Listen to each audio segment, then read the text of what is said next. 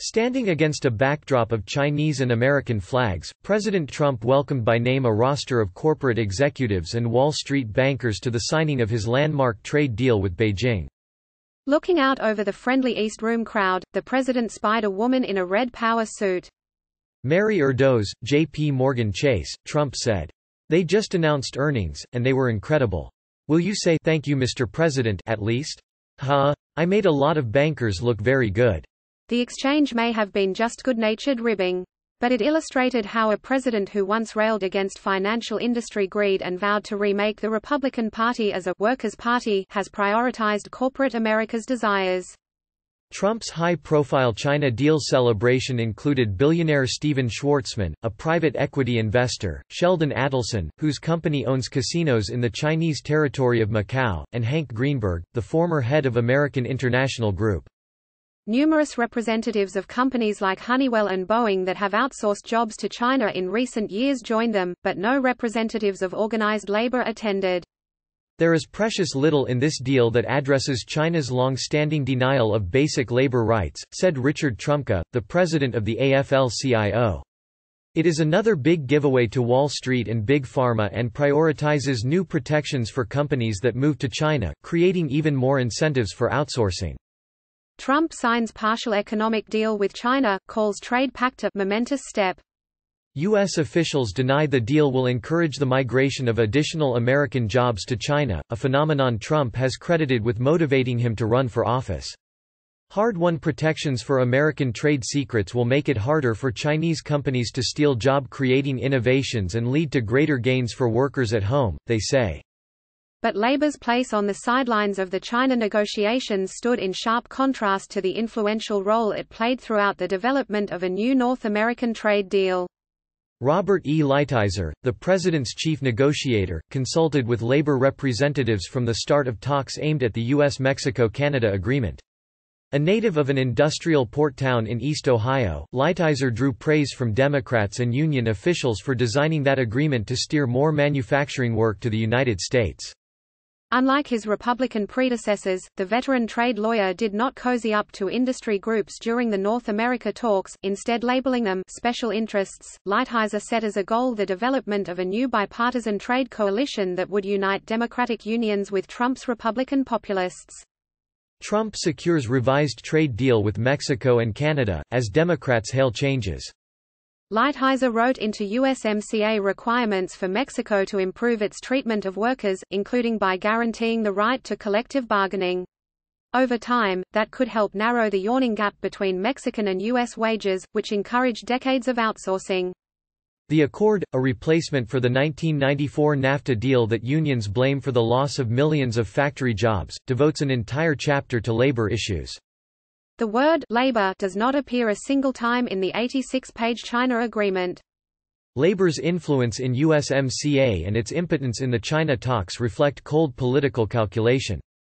In USMCA's case, which changed U.S. law and thus required congressional approval, the administration needed labor support to get Democratic votes in the House. The China deal did not require a vote in Congress.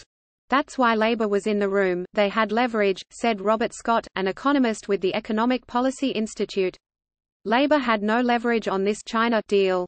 None. It also would have been far more difficult to impose political terms upon China, the world's second-largest economy and a military power of growing stature. Securing new rights for Chinese workers would have political ramifications that China's authoritarian President Xi Jinping would be certain to refuse. To be sure, the Phase 1 China deal does include a Chinese commitment to refrain from manipulating the value of its currency to gain a trade advantage. Union officials have long blamed an undervalued yuan for making Chinese products less expensive than American alternatives, though in recent years the Chinese government has sought to keep its currency from falling. The deal also requires China to buy $200 billion in extra American goods above 2017 levels, which should benefit manufacturers, energy companies, services providers and farmers. Trump already has begun touting the China deal on the campaign trail. 1 week before the East Room ceremony, he labeled it a big beautiful monster at a raucous re-election rally in Toledo, Ohio, and advised farmers, go buy larger tractors. Workers also have benefited from the economy's continued expansion under the president. Unemployment is near a half-century low at 3.5%, jobs are plentiful and wages are rising, particularly for lower-income workers. Yet labor's share of the economic pie remains depressed. Workers' salaries and benefits account for 77.9% of corporate income, according to the latest figures from the Bureau of Economic Analysis. That is improved by 1.5 percentage points under Trump, continuing a gradual rebound that began in 2014. But workers have regained over the past 5 years less than half of what they lost since early 2000. Trump's potential Democratic rivals in the November election, meanwhile, are engaged in a fierce debate about income inequality and the outsized influence of the nation's wealthiest individuals. Analysis: this is the hottest job market since the 1990s. Why aren't wages growing faster?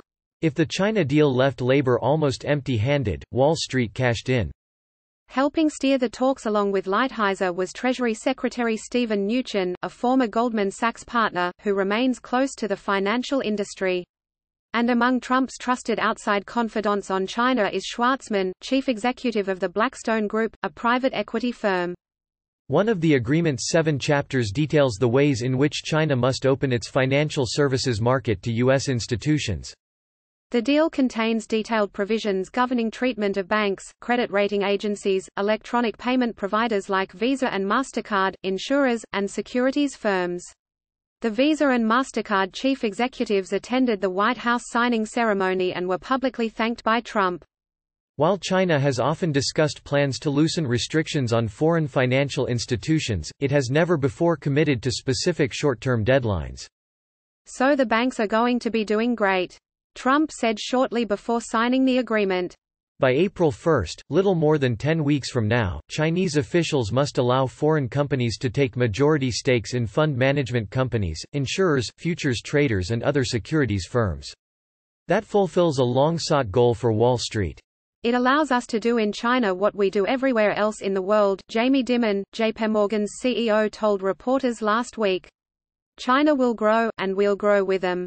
Christopher Nixon Cox, former President Richard Nixon's grandson, is among those eyeing potential opportunities. China has been talking about opening up financial services for years. It's now happening, said Cox, global strategist for Brightsphere Investment Group of Boston. Prying open the Chinese market is just the latest good news for Wall Street under the Trump administration. Like other industries, big banks have profited from the president's corporate tax cut and deregulation. The Federal Reserve last year eased the annual stress tests that the big banks are required to take to show they can survive a financial crisis. Regulators also made less onerous the living wills banks must develop to show how they would be wound down if necessary.